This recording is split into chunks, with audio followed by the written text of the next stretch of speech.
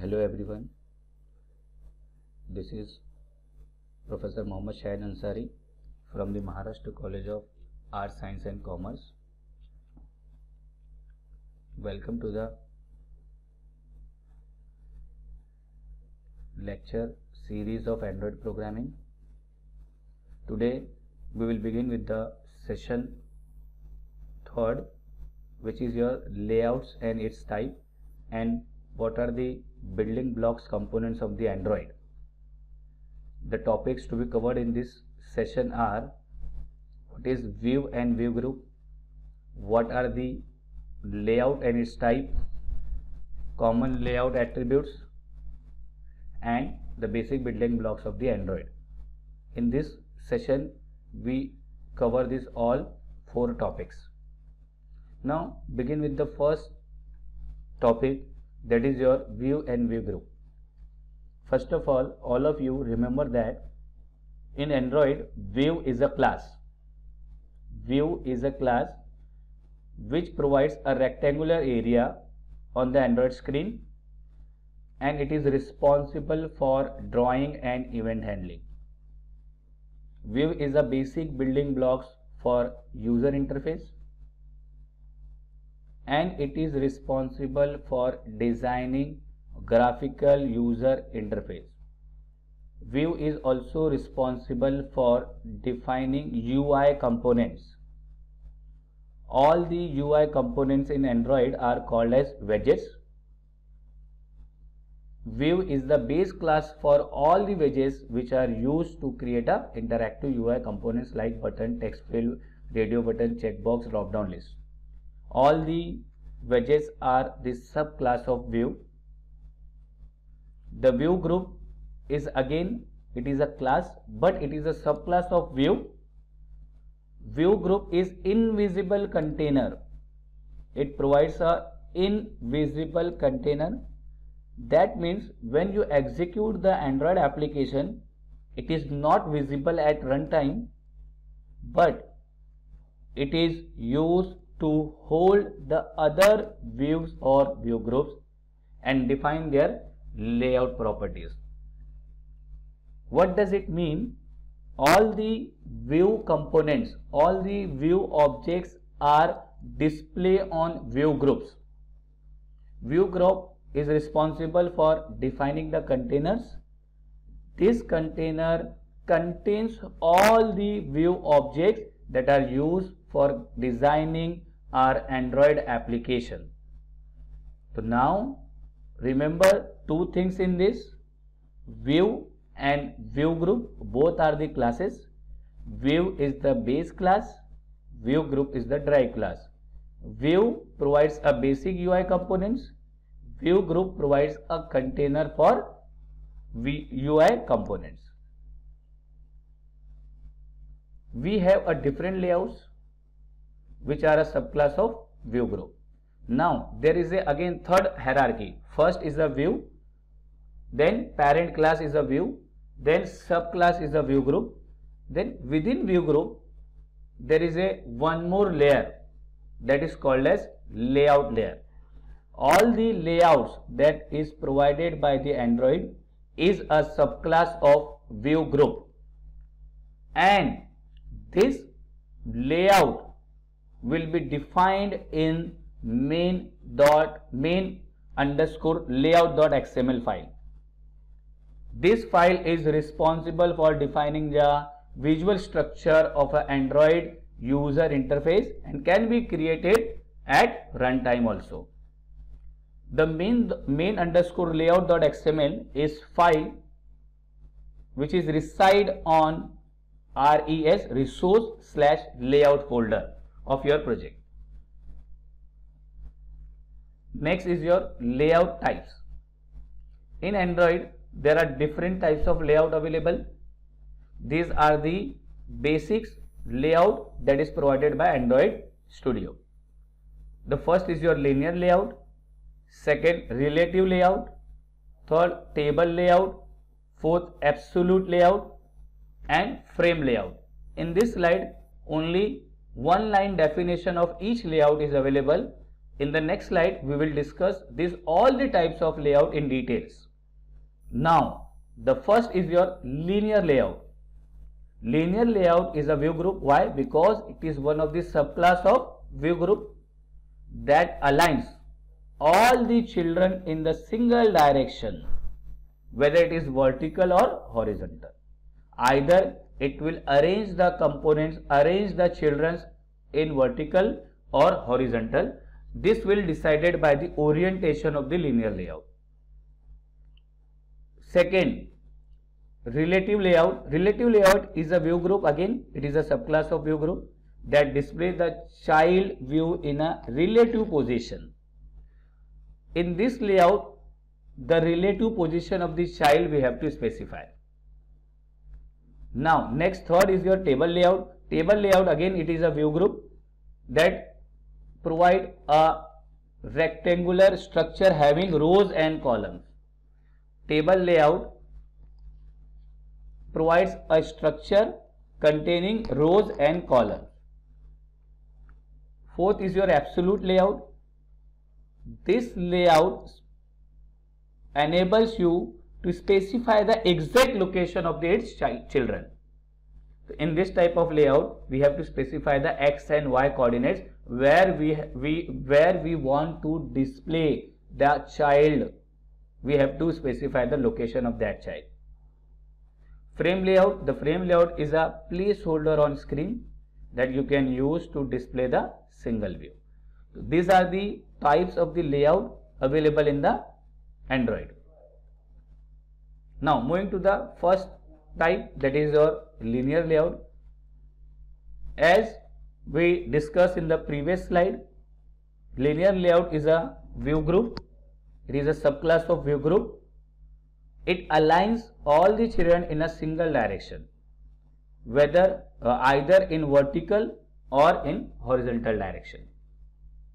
Now, the orientation of the linear layout is controlled by the property called as Android orientation. With the help of orientation attribute, we can control the direction of the view on the graphical user interface. Now, this is a example. In this example, we are setting the linear layout. See, here is a linear layout, starting tag, and now at the end there is a closing tag of linear layout. That means in this, whatever the view controls are specified, they are arranged according to the linear layout. Now, in the linear layout, we have a edit text 1, edit text 2. This will, by default, this edit text will be arranged in the vertical direction. By default, the linear layout arranges the view controls in a vertical direction. We can change this orientation by specifying the Android_orientation equals to horizontal. If we specify the horizontal, in that case all the view controls arranged in a horizontal direction. So this is the sample code of linear layout. Now, linear layout attributes: ID uniquely identifies the layout. Orientation will control the orientation of the layout, which is either horizontal or vertical. Horizontal for a row, vertical for a column. The default is horizontal. Then there is one more attribute of linear layout, is your Android:divider. This is drawable to use as a vertical divider between the buttons. Suppose we want to divide our linear, we want to create a divider between the components, row by row or column by column. In that case, we will use divider property. In that, we have to specify RGB values. Now, orientation, then weights sum.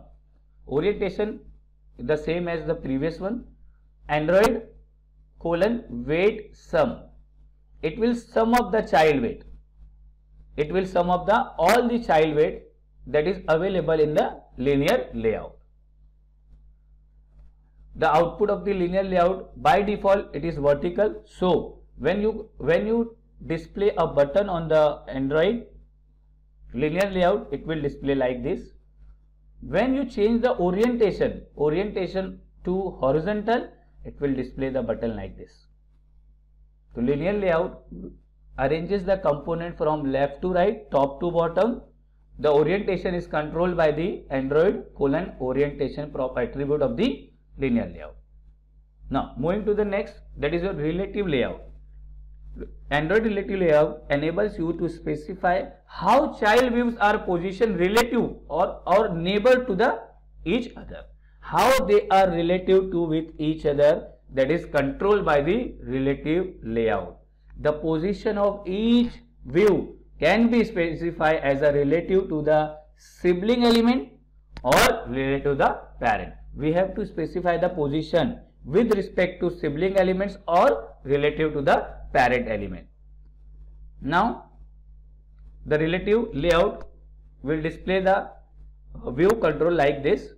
There is a one component at the top, there is a two component which is a next to the first component. Since there is a no space here, it is not a relative.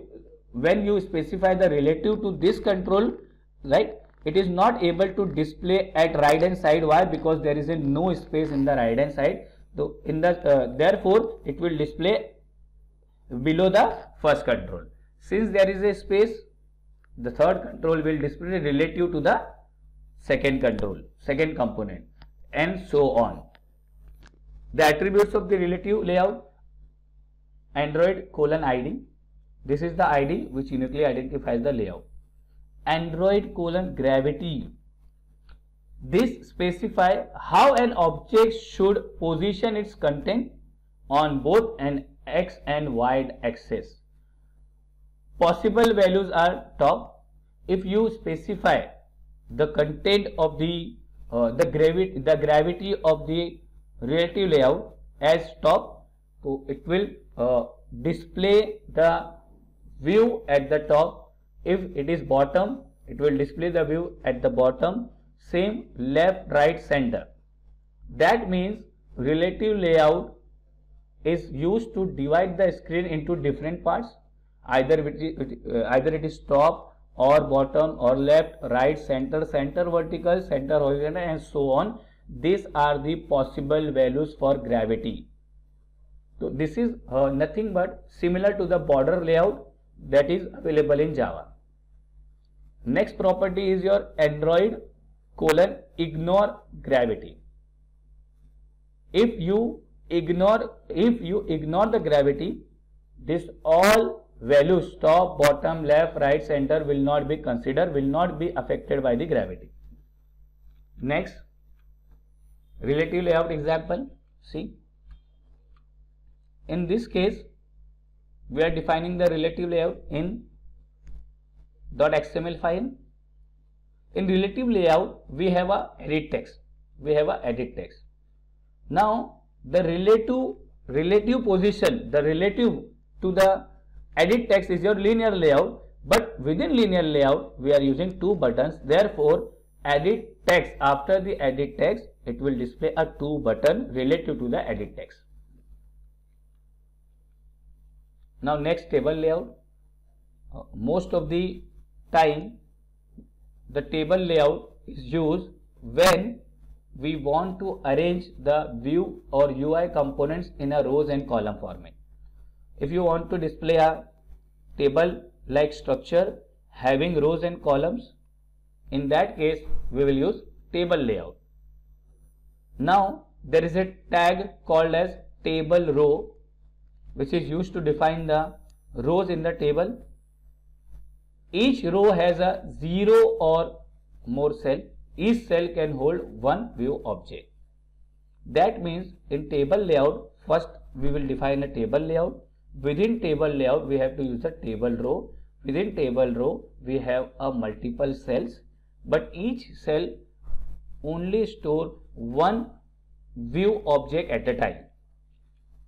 Now table layout display the structure like this. There is a row 1. Within row 1 there is a no cell, only one cell is there. Row 2 having 2 cells. Within row 2 one column, row 2 column number 2.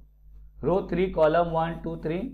Like that you will display the table structure. Now the attributes of the table layout.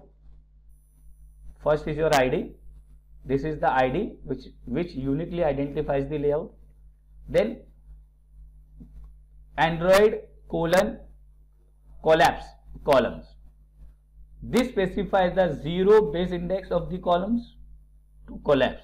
The column indices must be separated by a comma. Suppose I want to collapse the column. Collapse means we want to merge the columns 1, 2, 5. I want to merge these columns, right? So in this case 1, 2, 5 will merge and it will create a single column. Then shrink column, the 0 base index, again it will start with the 0 of the column. To shrink, the column indices must be separated by a comma 1, 2. This will shrink. Collapse, it will merge. Shrink will decrease the size of the column. Next, absolute layout. This is one of the very useful layout. Why? Because in this type of layout we can specify the exact location where we want to display the UI component.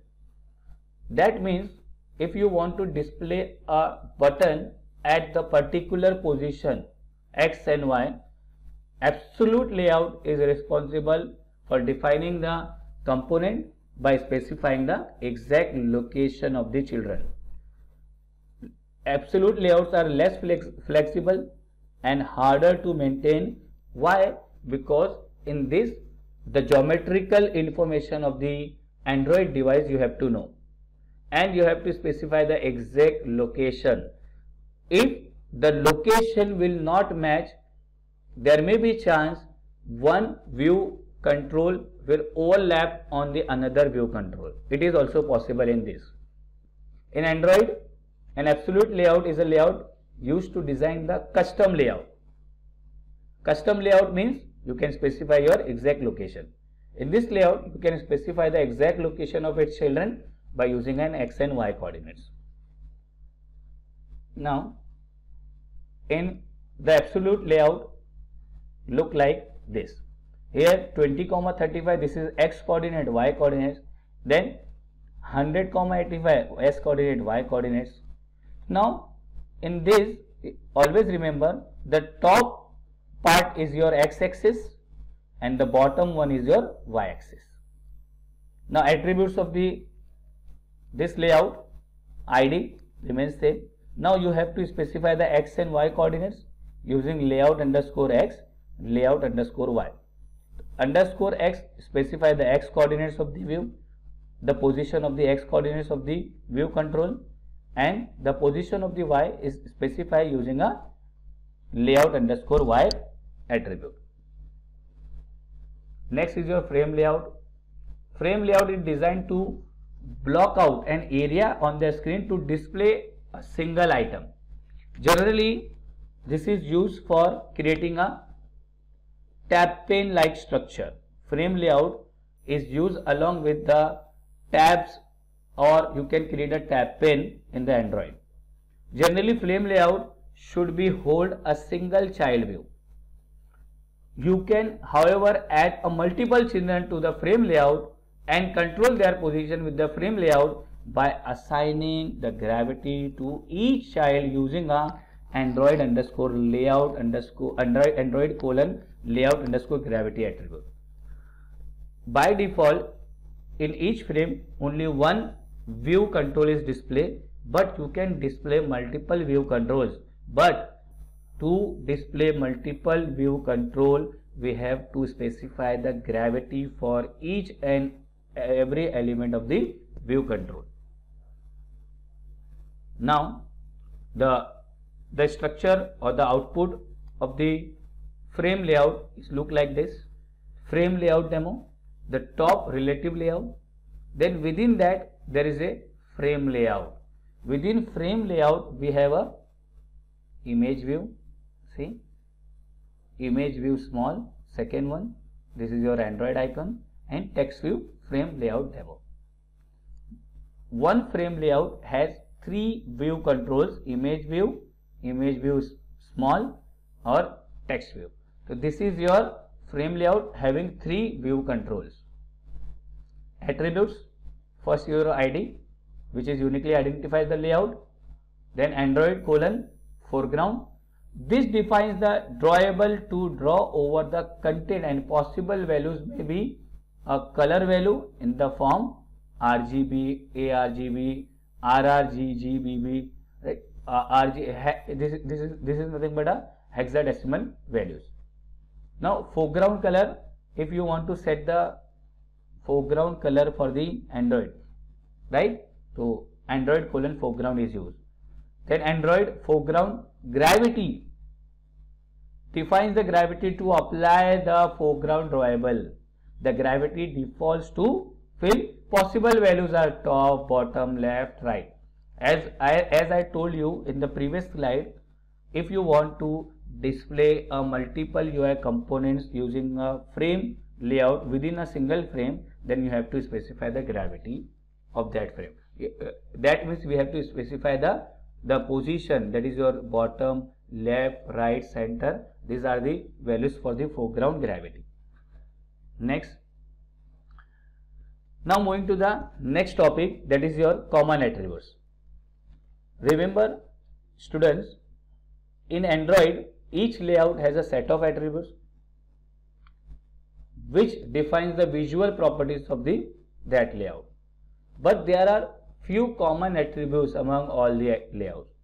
There are some attributes or some properties that are similar in each of these 5 layouts. Now in Android, each layout has some of the attributes which are common in all the layouts, whether it is relative layout, linear layout, table layout, absolute layout, or frame layout. These are the attributes which are common for all the layouts. First, your ID, width, height, margin top, margin bottom. These are the properties or attributes which are common in all the layouts.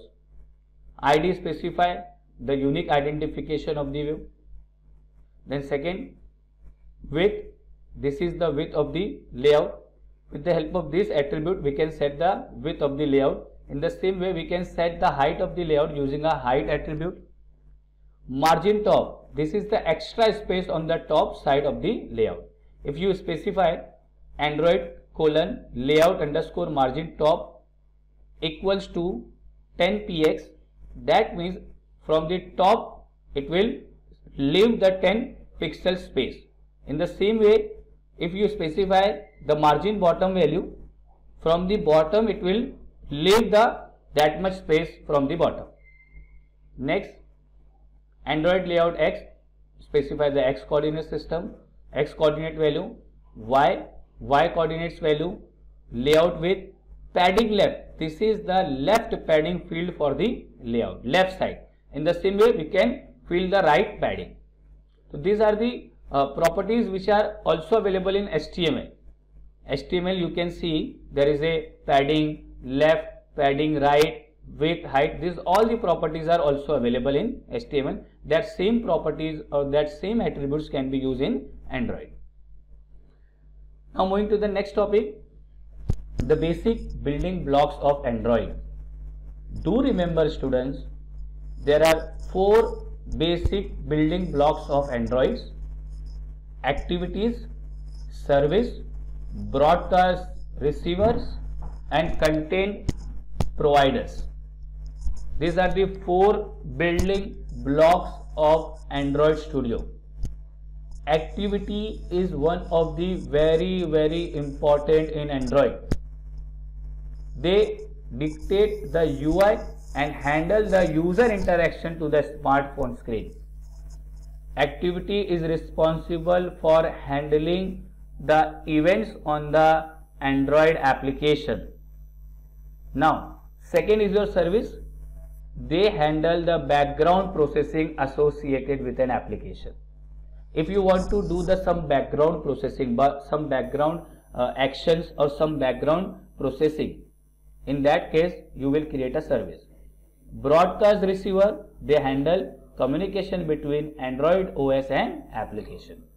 Content provider, they handle the data and the database management issues. Now, moving to the detailed discussion of these all four building blocks. First, activity in Android. What is activity in Android? An activity represents a single screen with a user interface. In short, activity perform an action on the screen. Suppose I want to perform an action, I have to create an activity for that. Without activity, it is not able to perform any action on the Android application. For example, an email application might have one activity that is used for list out the new emails, the another activity to compose the email, the next activity for reading the emails, and so on. In this way, you can create n number of activities. If an application has more than one activity, in that case, you have to specify which activity will execute first. When the application is launched, we have to specify which activity executes the first. Now, activity is a class. In Android, activity is a class. All the activity that you have created is inherited from the activity class. That means activity is a base class and main activity is an subclass. What is the syntax? Public, class, main activity, extends. Extends is used for inheritance and activity, and curly brackets open and close. Whatever the code you have to write in curly brackets, when the activity is performed, the code will be executed. Next is your service. Service is a component that runs in the background to perform a long running operation. Suppose you want to download a file, or you can upload a file. You want to upload a file, or you can do any task which takes a time. So in that case, we have to create a service. For example, a service might play a music in the background while the user is in the different application, or it might fetch the data over the network without the blocking user interaction with an activity. Suppose user wants to download the data from the network, and at the same time user wants to use another application and another functionality of that application. So in this case, to generate a long running process, we have to declare a service. Now, a service is implemented as a subclass of service. Service is a main class. All the services that you will create in the Android, they must inherited from the service class. In this case, my service is a class which extends the service class, and whatever the long running process you want, you can write in the curly brackets. The logic of that will be come into the curly bracket. Now, broadcast receiver. Broadcast receiver is a simply respond to the broadcast messages from other application or from the system. For example, application can also initiate the broadcast to let other application know that some data has been downloaded to the device and it is available for them to use. There is a broadcast message given to all the application that are using that service. Suppose there is some downloading. Downloading will happen. Downloading is happening. In that case, the receiver will give the message to all the applications that are using that data. That means the broadcast receiver who will intercept this communication and will initiate the appropriate action. The broadcast receiver is implemented as a subclass of broadcast receiver class, and each messages is broadcast in an intent object. Broadcast receiver and the intent, these are the classes that are used for broadcast receiving messages. This is the syntax, right? Then content provider, basically used for database application. Content provider is used to display the data accepted from the database. Content provider component supplies the data from one application to other on the request. Such a requests are handled by the method content resolver. The data may be stored in the file system or the database. The data whatever the data is provided by the content provider, which can be either stored in the file system or in the database, or it can be stored in somewhere else. A content provider is implemented as a subclass of content. Again, remember all these 4 building blocks, they are nothing but a class in Android. They are a class, but they all are a base class. All the activities, all the services, all the broadcast receiver, all the content provider will inherit from that base classes. The syntax is public class, my content provider, this is my content, which inherits the content provider, and whatever the activity, whatever the code that is used to fetch the data or supply the data will be written in onCreate method. Additional components, these are the previous 4 are the building blocks of the Android, but there are some additional components are also there, fragments, that will be discussed in later on. Then views, layout, intent, resources and manifest. These are the additional components available in Android for developing your Android application. I hope you all understand this session. Thank you for watching this video. Thank you so much.